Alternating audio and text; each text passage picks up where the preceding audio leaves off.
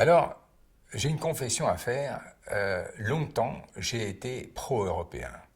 J'ai été pro-européen parce que je pensais que l'Europe était finalement un symbole de paix, une garantie de paix.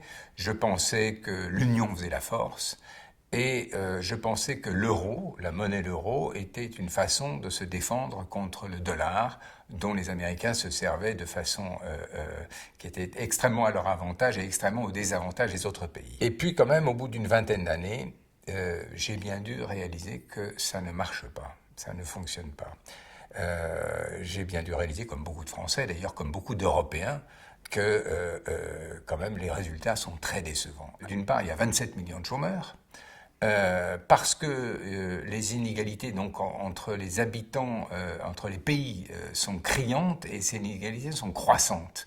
C'est-à-dire que l'Allemagne, certes, l'Allemagne, l'Autriche vont de mieux en mieux, mais la Grèce, l'Italie, l'Espagne, la France, pour ces pays, c'est catastrophique. Et puis, des inégalités aussi au sein de la population.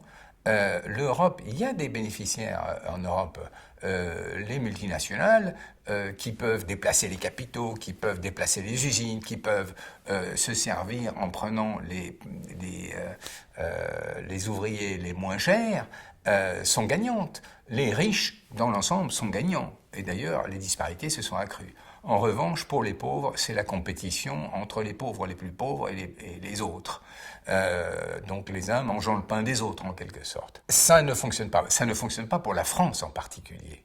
Alors, la France, il n'y a pas que... Tout n'est pas à mettre sur le dos de l'Europe. On a aussi nos propres... il faut battre notre coulpe pour des raisons internes.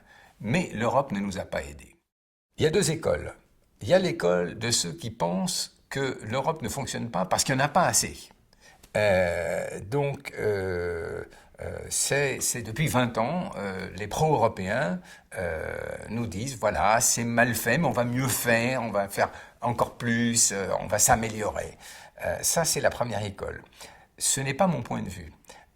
Mon point de vue, c'est qu'il y a trop d'Europe. On a voulu trop en faire. Il y a 30 000 fonctionnaires.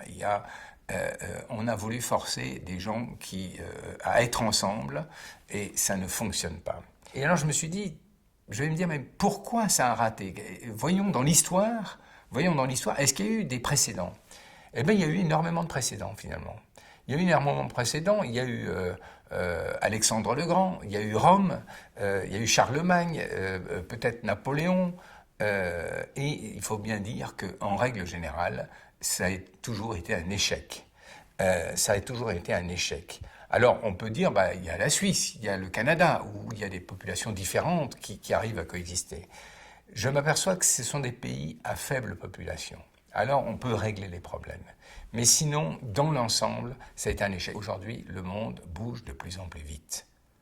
Ça, c'est la caractéristique de notre époque.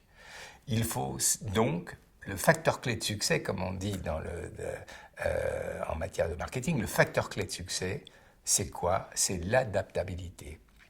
L'adaptabilité, la rapidité, ça prime sur la taille. En France, on a 4000 jeunes qui arrivent chaque année sur le marché du travail. En Allemagne, c'est 100 000. On ne peut pas gérer de la même façon.